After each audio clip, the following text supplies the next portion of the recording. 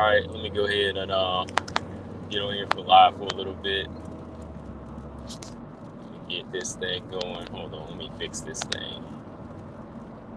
And then we can talk for a little bit. Another point A to point B live. Hang on one second.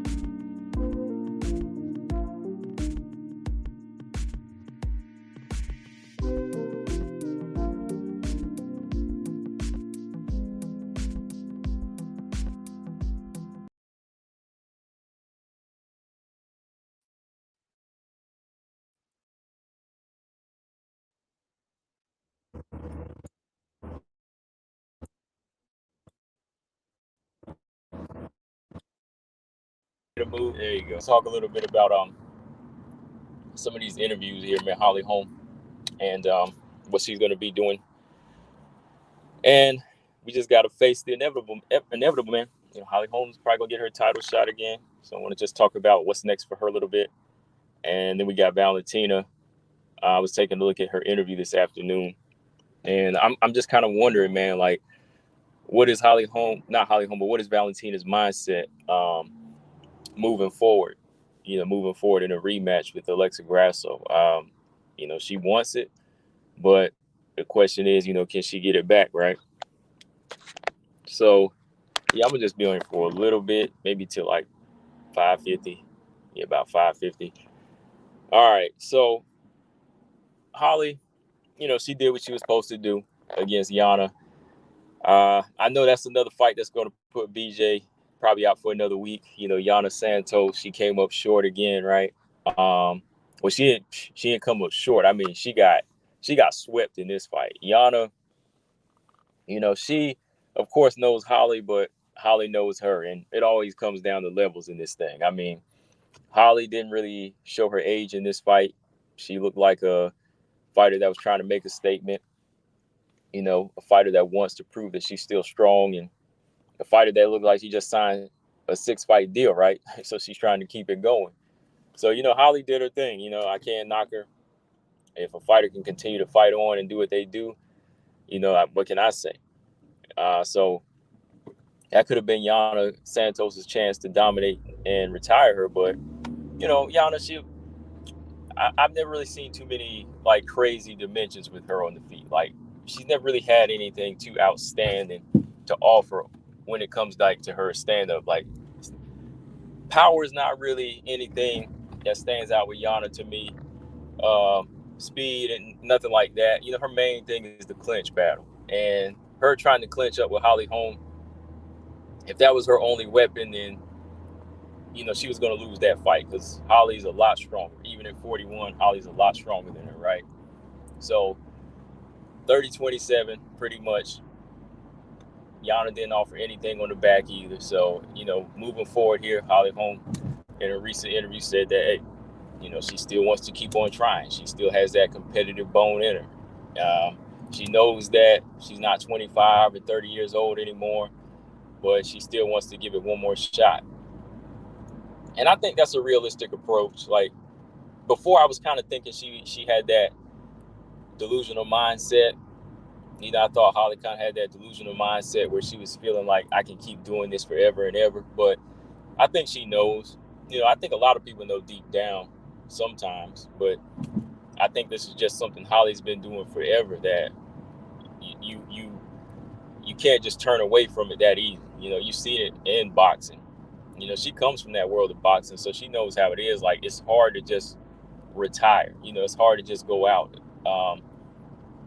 I can't even say it's like easy for fighters on top to retire because they have a hard time doing it. You know, that's why a lot of fighters turn out this way, you know, trying to recapture that glory, but they just can't do it. You know, only a few fighters can retire undefeated in like boxing and, you know, so boxing and even MMA. Like Khabib, you know, he's like the only one that could really do that. So Holly, you know, she wants to try to get it one more time. Is it possible? I mean, with the help she's been getting, I mean, you know, as long as they continue to sign her and they continue to just give her the fights that she needs, you know, hey, I don't see how she can't not get a title shot this time, right? Again, you know, Holly's kept this number 3 spot. She stayed in the top 5 for quite a while now. Right? Has Holly Holm been below top 5? Even with the losses that she's racked up, has she ever fell below top 5? Like, has she ever went to number 7 or number 8? I can't even remember now. Like, it always seems like Holly's been in that realm of 1 through 4 or 1 through 3, regardless. You know, but I guess the question really is who she's going to fight at this point. You know, who are they going to match her up with? And, you know, like I said, I don't really think Holly's the type that needs to call anybody out. You know, she doesn't need to call any names out at this point because we already know her. We already know her reputation as a fighter that'll fight anybody. And if she's going for the belt, you know, she can't duck anybody, right? She's going to have to go through whoever's there, you know. Kel said she was number 7 when she fought Ronda. Yeah, that was I remember that. Yeah, way back. Yeah, of course, like when she first started and she first got signed, yeah, that's like the only time she's been like below 5. Yeah, because I remember, she was number 7 when she fought Ronda Rousey.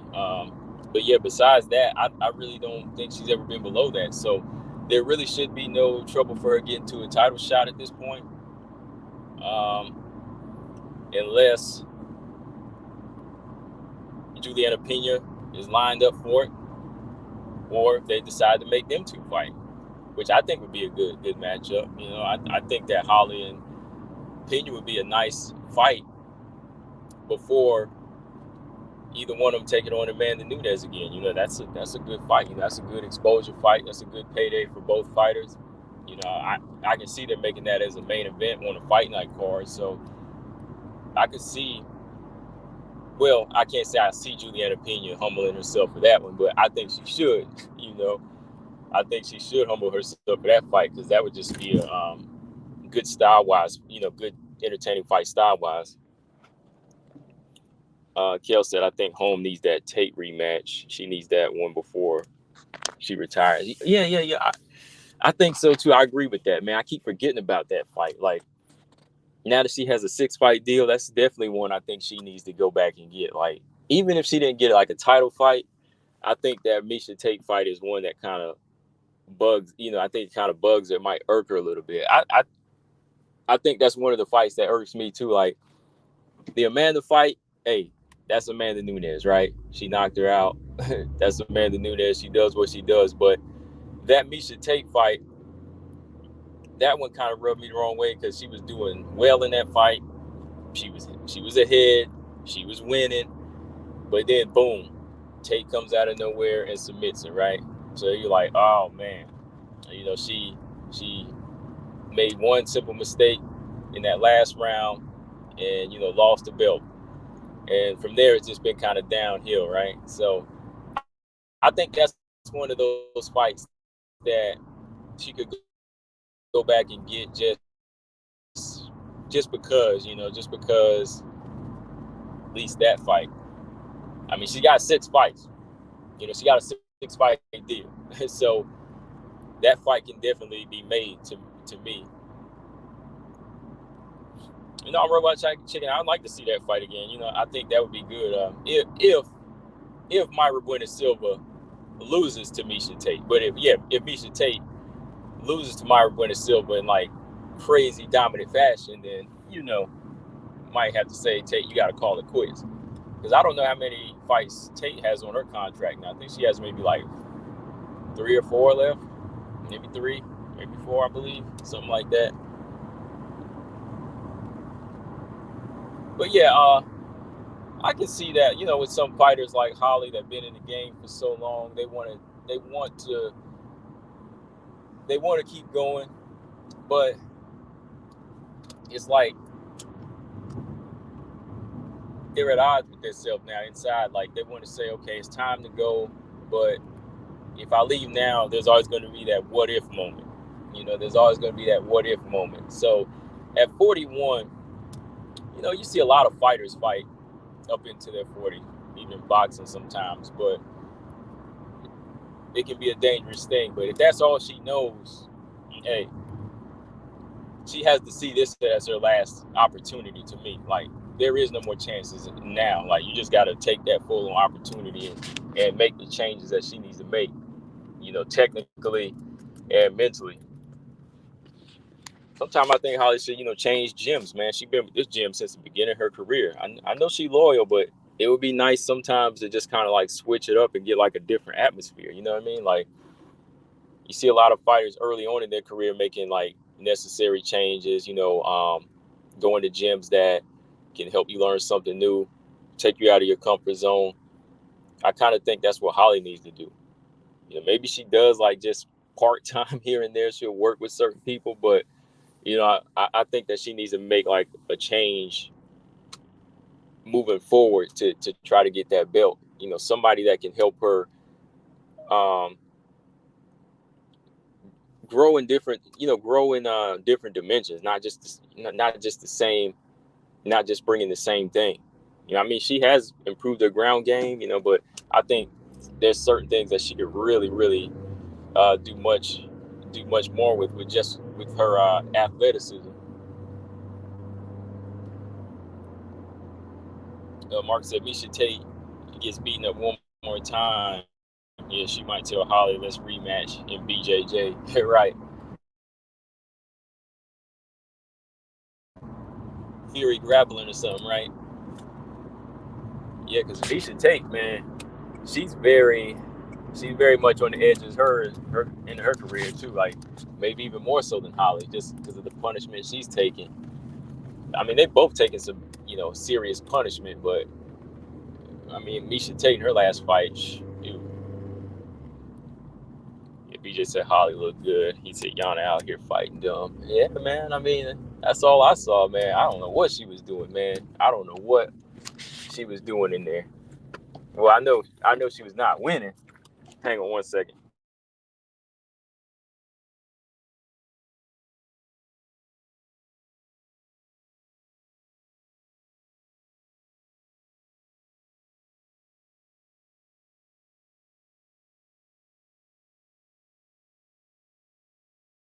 All right. BJ said Holly out here fighting dumb. Yeah, not Yana out here fighting dumb. Yeah, I don't know what Yana was thinking, man. Like, I don't know if it's just because she didn't have any tools that really could cause any trouble to Holly, and she just knew that, so she just resorted to the clinch game. But that was just that wasn't smart. I mean, if you train with Holly for so long, you should know some of the weaknesses that you can expose in her at this point. He said they kept telling her to calm down, and she didn't. Of course, Yana loses fights she shouldn't lose. Yeah, she was like too fast paced in that first round too. Like she was wasting a lot of energy in that first round, man. I was like, what are you doing? I was like, what are you doing, man? Like, what kind of pace is this against Holly? Like, you don't have that type of strength. Like, she probably would have been better off trying to like fight at a good timing pace, a good stand up pace, fighting off of her fighting back off of her jab and being smart that way and trying to pick shots and maybe set traps. Whenever Holly would step in with like those flurries and something like that, just kind of time Holly, but not try to go strength for strength with Holly. Yeah, that wasn't smart. That just kind of showed the IQ, man. Showed her IQ, really. But yeah, I can expect Holly to get another title shot probably sometime this year. Hang on one second.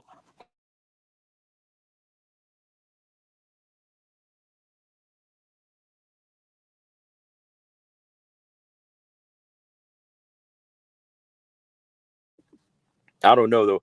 In order for Holly Holm to get a title shot, Amanda has to fight again, though, man. You know what I mean? Like, what's next with Amanda Nunes? Like, what's taking her so long to come back? Like, why is it taking her so long? That's what I'm saying. Like, it's hard to take bantamweight seriously now because you don't even have the champion lined up to fight yet. You know what I mean? So it's like, what's going on here? What's going on? But anyways, that's my thoughts on Holly because I was just looking at her recent interview and I was just kind of listening to what she was saying about coming back and trying to test herself. But no, but she knows the reality to it. Hold on, let me pull something up here. She knows that she don't have no 10 more years in this game. She just wants to go one more time. If that.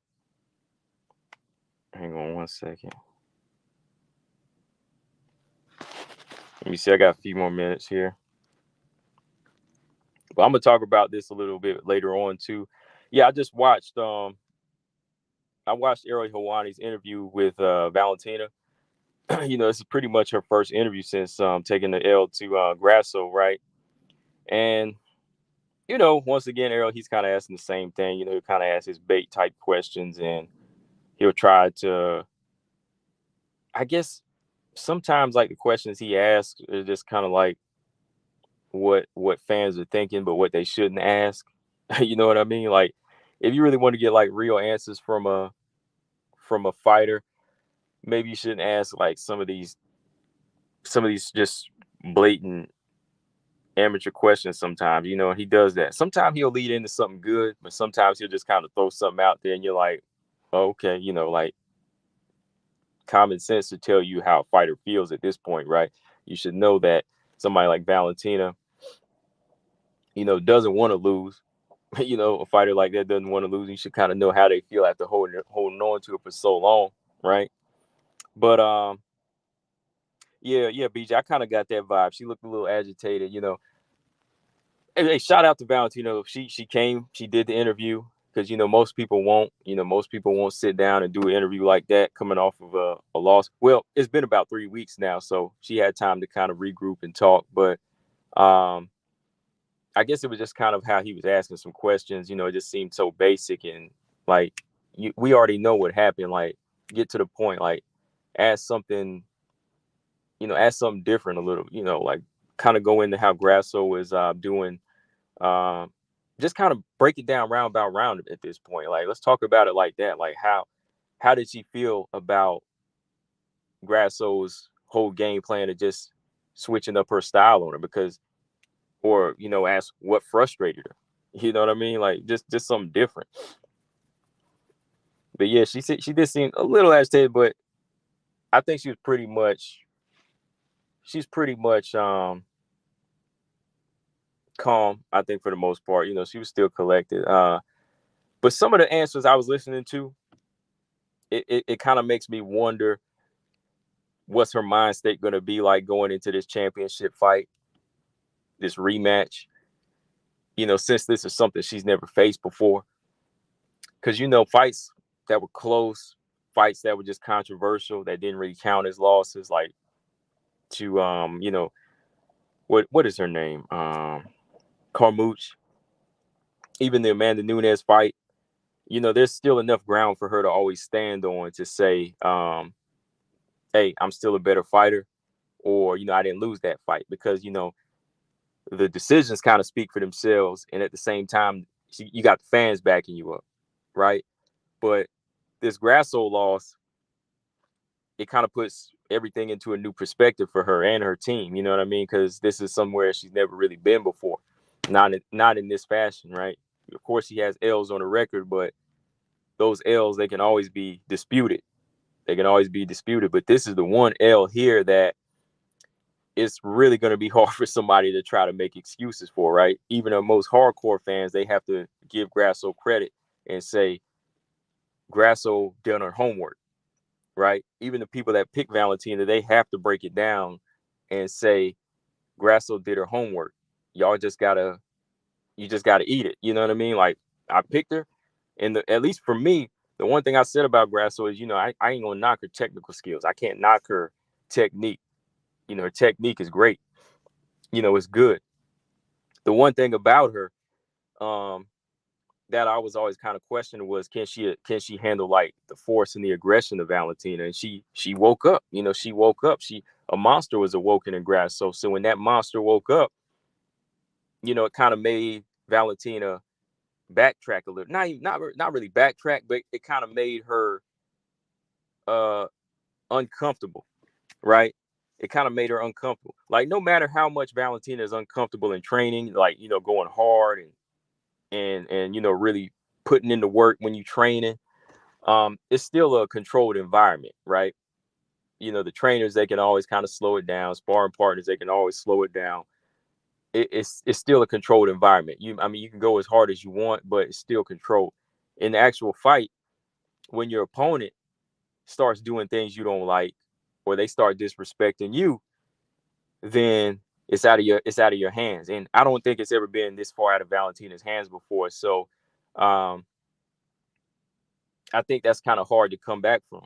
It is. And listening to the interview, I think she's still kind of straddling the fence. I know I am. I'm kind of like 50-50 on, can she do it, or will it be more so one-sided in Grasso's favor? I don't know, man. Like, it's kind of hard to tell, because I've seen this in the past with other champions before, like fighters that were winning, but they were really struggling for it. You know what I mean? They were really struggling to get it because their opponent was really, really figuring them out, and they were really making them uncomfortable. Like, that shows you what type of champion Valentina still is. Like, she could still win the fight. Like, she was still winning this fight. But all it took was just like a couple of mistakes, and boom, your opponent can expose you. They can expose you just like that, man. Like, oh, she was winning the fight, fine, yeah, but all the while you could still see like Grasso was always in the fight. Grasso was always in this fight, and the minute you let up or try something fancy, boom, that's you. So Grasso was kind of presenting that type of test where either Valentina was going to just go back to basics, keep calm, and fight a safe fight, or she was going to take a chance and let her ego get ahead of her and try something fancy, like a spinning power kick, like she said she did, like the spin kick. She said, that thing packs a lot of power. So in my opinion, I was kind of like, yeah, like, all that spinning stuff don't really, it's uncalled for in a fight with Grasso. Grasso's moving too quick, and she's timing her at this point. So a lot of the stuff she was doing, like those spinning back fists throughout the fight, a lot of that stuff was missing because it wasn't necessary. It wasn't going to work against this type of opponent. Grasso wasn't there to blitz in. She wasn't there to get caught. Grasso was too smart for that in this fight. So I think when it came down to it in the fourth round, she knew she was ahead, but Grasso was still being so much of a handful that she probably just wanted to end the fight. She was trying to look for something to end the fight, and nope, it didn't go her way, right? But yeah, some other things I just wanted to bring up before I get out of here in this interview. I was kind of wondering too, like, what was Valentina referring to? She, whenever he asked how she was doing, she said that she was just kind of relaxing at this point, recovering from some injuries in training camp. I was kind of like, uh-oh, like, injuries in training camp. Like, she's trying to say she was injured in this camp? Is she? Like, did y'all catch that? I mean, let me ask you, BJ, did you hear the interview? Because that was like the first thing she said whenever he asked how she was doing. She said, she was, I guess, kind of chilling out, recovering from injuries from the training camp. So I was kind of wondering, was she trying to say that she had an injury in camp again? Or, I mean, I don't know. Every time a fighter gets older, fighters get older. I don't know. They do suffer injuries, but she kind of threw that out there. I'm sure that's not. I'm sure. I'm hoping she's not trying to use that as an excuse. I mean, she didn't really go into it. Like, I don't know what type of injury it was because she didn't say. But I don't really think that's something people want to hear at this point. You know what I mean? Like, I don't want to hear that because a champion like Valentina, you already know. You know your body. You know what you should be preparing for in a fight. You know how hard you should be going at this point. You shouldn't overtrain preparing for some of these fights like this. You don't overtrain like this. You shouldn't do that. That's why sometimes I don't believe in like going like 110% and higher in training because that can cost you. Like save some for the fight, physically and mentally. You could burn yourself out. So if she did face an injury, like I don't really think that's something that can kind of be slipped in or brought up. I did catch that though. I was just kind of like, uh-oh, is she trying to say she had an injury, man? Like, she trying to say that was why she lost to Grasso, but nah, man, like, I mean, everything looked fine. Like everything looked like it was supposed to look like against her, in all these fights, in a fighter like Valentina, she should know that you have to make adjustments. You have to make certain adjustments in a fight. Manon, even with her fight, she fought through her fight, whenever she was sick. She never really made like an excuse in the fight to say, oh, I could have done this instead, but she just fought through it, said, hey, I had this, but I knew this other level that I could pull out. I could make the adjustment and win the fight. But yeah, I kind of caught that too. I was just like, I don't think she has like some type of injury right now. I was like, she looked fine. Other thing that she kind of brought up was the fact that she was winning all the rounds, which no, I don't agree with that. She did say she was winning all the rounds, I believe. Yeah, she said she was winning all the rounds, and moving forward after watching the fight again, she said I was winning all the rounds, but I don't feel anything different. I guess she's trying to say like maybe she didn't feel like she was compromised or like Grasso was like this huge test for her. You know what I mean? But again, that's something you just kind of have to be honest with. Maybe she's just answering like this. Maybe she's just answering like this in front of the camera. But to me, maybe Pavel, he's telling her the truth to say, hey, like, you lost this first round because of XYZ, right? And you should feel a little different about this fight because you don't look the same like you did in the other fights. All right. And I say that because even like in boxing, Roy Jones and his trainer, Alton Murkerson, towards the end of his career, he started telling him, like, hey, got to start doing different things because, you're starting to get hit more, right? If things change, you got to be like, hey, you're starting to get hit more. Even like when Roy had that first Tarver fight, for some of y'all that don't know in boxing, like he struggled with a guy named Antonio Tarver. And, his trainer told him, things have changed. You're starting to get hit more. You used to doing slick moves, but you can't always make this guy miss. And then come the rematch, he gets knocked out, because Tarver gets more comfortable this time around after making him uncomfortable the first fight, right? Which people thought he won. This is kind of like the same situation, except Grasso pulls all the way through in her first fight. No controversy. She wins. You know what I mean? So I think it's a situation where, she might need to watch the fight again and just say, oh, yeah, okay, I was winning these rounds, but, Grasso really is this tough test. Like, Grasso was really bringing some different energy there. Like, Valentina, she was getting multiple takedowns and, she was taking Grasso down with ease at times. But then there was the opposite where she would kind of telegraph her takedowns and Grasso would stuff them. But then when she would get a takedown, she didn't have full control over Grasso. It was kind of more so like she was just trying to steal rounds, like Andrew Lee was doing. You know what I mean? Just kind of lay and pray at this point because Grasso was still offering too much. You know what I mean? So I think that's something she's going to have to watch to say, yeah, she's bringing something different, and I got to change my game plan. Now, I do give Valentina credit with her jab in this fight. Like, I thought in rounds 3 and 4, well, she did win round 3. Round 3, she did have a good jab. She was popping off a good jab in Grasso's face. Like, she was keeping that jab in her face, and she was throwing more.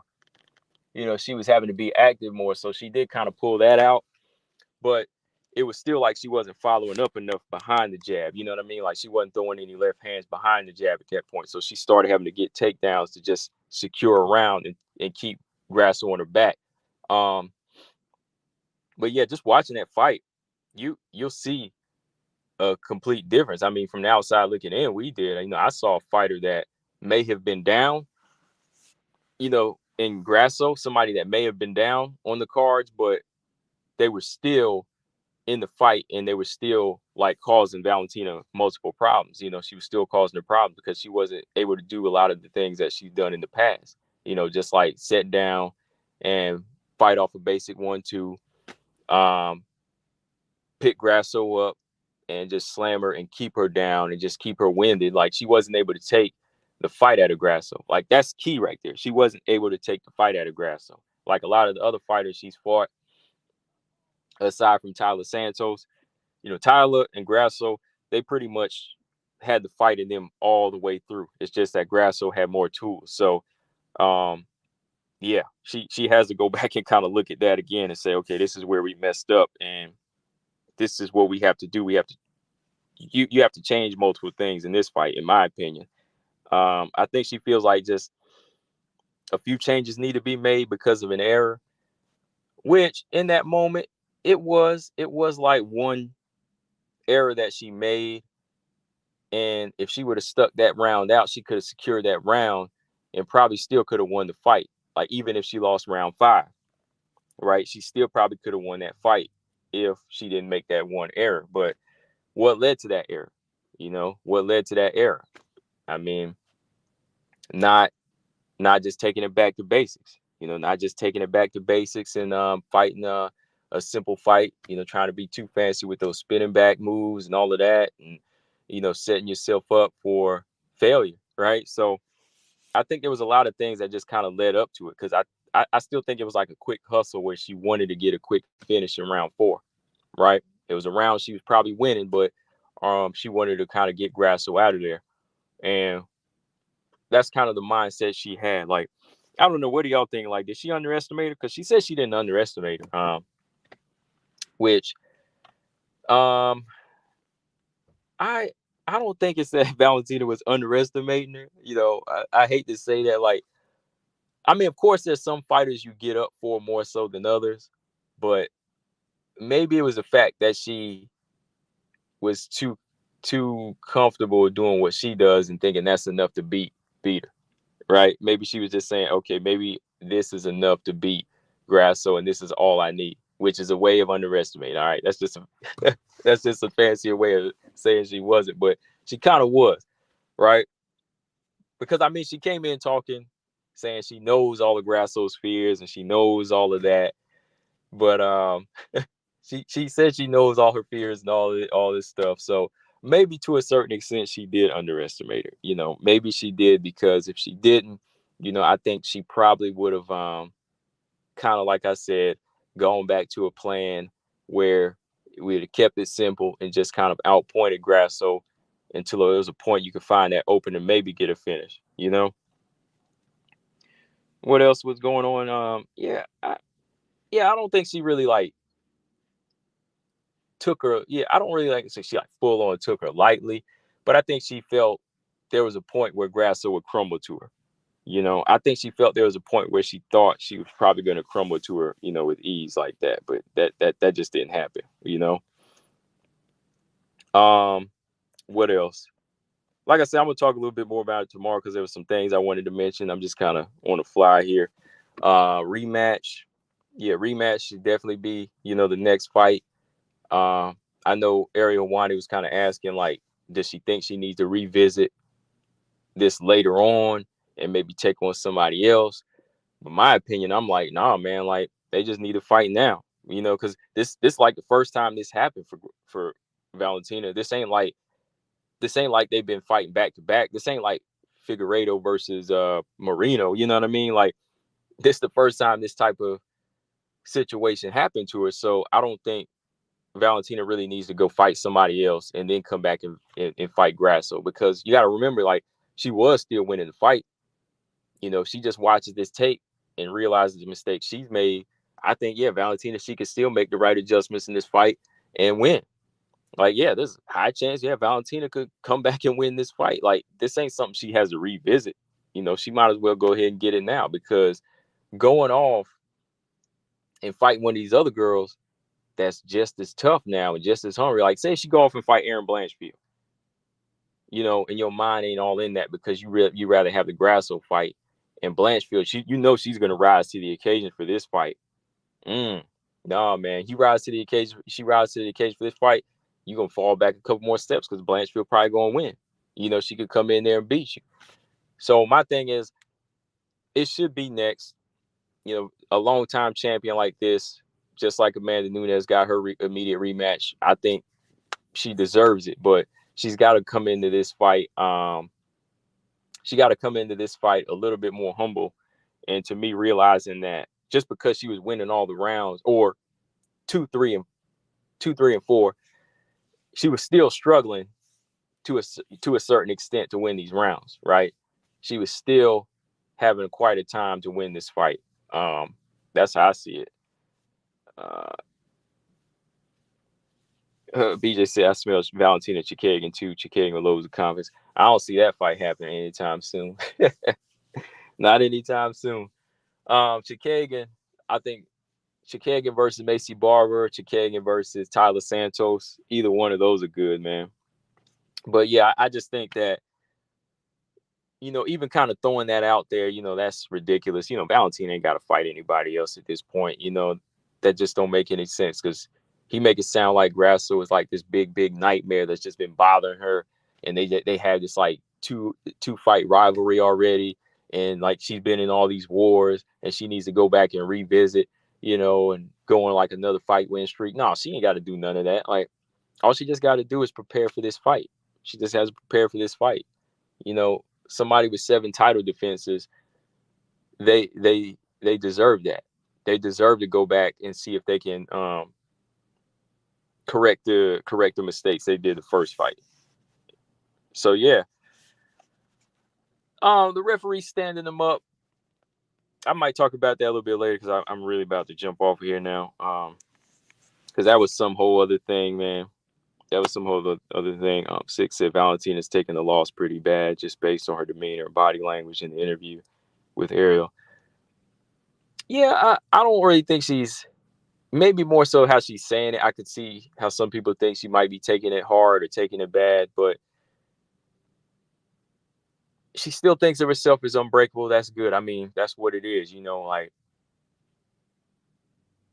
but you have to realize sometimes you can be broken, but to come back strong, you have to be broken. To me, like nobody's unbreakable. Like, I think you have to be broken. Like, everybody has their breaking point, and when you do get broken, it's how you come back and prove you're stronger.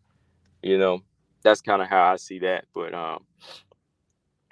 I think she just has to realize that these girls are getting tougher. They're getting better. They're becoming more well-rounded, and she's got to prepare for it. She can't go in with this mindset and say, I was winning every round, and this wasn't like anything different to me in the past. No, it was. Like, this was a different fight. I think everybody's seen it. Like, in her eyes, this was a different fight. Body language and in her eyes, and what we could see from the outside looking in, we could all see that this was a different fight. After maybe like 2 or 3 minutes of the first round, we could see it was a different fight. But when we went into round 2, even though she won round 2 and 3, oh yeah, this was a different fight. I mean, by round 4, I had Valentina winning. Of course, she was ahead 3 rounds to 1, but there was still always that danger. I was like, yeah, she's really, really in danger of losing this fight. She's really in danger of losing this fight. Like, if she don't do something to get Grasso out of here, Grasso's always going to be in her chest and always going to be just giving her some problems in this fight. So yeah, it was one of those situations where I was on the edge of my seat with this fight, and if she feels it was different, man, then she might go in this fight losing the rematch. You know, because Grasso wasn't no one hit wonder with this one. They figured some stuff out. They definitely figured some stuff out, and they definitely again did their homework. But on that note, y'all, I'm about to get up out of here. Make sure y'all hit that like button. Make sure y'all hit that like button and subscribe if you haven't. I'm about to get up out of here and check out some more news. Check out a little bit more news while I'm working here because I want to see what's going on. Got some other fights coming out too. Teresa Blade and Gabriela Fernandez. Got to talk about that one day. Oh man, both coming off of hard losses. Teresa Blade and Gabriela Fernandez. Got to talk about that a little bit later. Who else has a fight coming up? What is that girl's name? What is her name? Is it Belbita? Belbita and Oliveira fighting? Ain't that another one of your girls? I think that's one of BJ's girls, Diana Belbita. Yeah. So I guess she coming back to strawweight. This is the BJ talking about he'll be back this week. We already, 3 days into the new week? Yeah, Pam Bam and Kat, they're fighting. Definitely going for both of them.